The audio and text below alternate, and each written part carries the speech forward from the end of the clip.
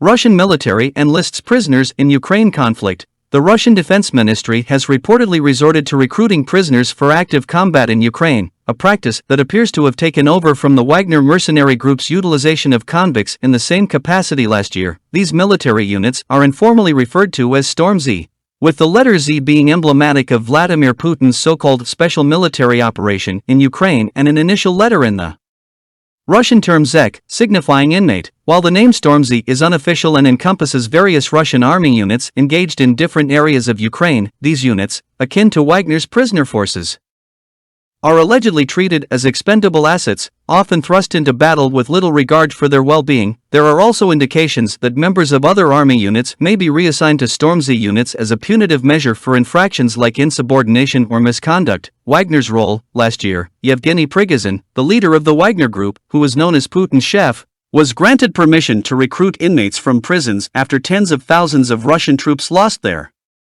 lives in Ukraine. He personally visited numerous correctional facilities, promising incarcerated individuals that they would be released and have their convictions expunged after 6 months of service in Ukraine with Wagner, provided they survived.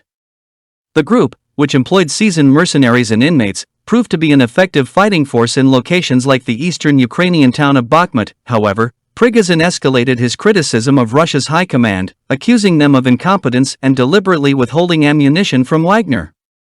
2 months after a brief rebellion, Prigozhin and other top Wagner leaders perished in a plane crash in August 2023. The group has since largely vanished from the Ukrainian battlefield. Military takes charge. Reports from Russia suggest that the Russian Defense Ministry has assumed the role of recruiting inmates for the conflict in Ukraine, adopting a scheme reminiscent of the one used by the Wagner private military company. Prisoners are said to sign contracts with the Defense Ministry, with promises of substantial compensation, including a monthly salary of 205,000 rubles, approximately $2,000, a 3 million ruble, $31,000, payment per injury, and a 5 million ruble, $52,000. Payout to their families in the event of death. Despite these attractive offers, former prisoners who joined Storm Z units soon realized that they were being dispatched into a perilous situation with inadequate equipment and limited information about the frontline conditions. Though the Russian military has neither confirmed nor denied the recruitment of convicts, multiple signs point to their involvement in units referred to as Storm Z. They're just cannon fodder. One Russian soldier, who fought alongside Storm Z members, described them as cannon fodder. Additionally, servicemen from other army units are said to be sent to Storm Z as a form of punishment for insubordination or misconduct. A Russian Telegram account believed to be operated by a military instructor involved in training Storm Z units reported that some members had contemplated desertion due to mistreatment by their commanders.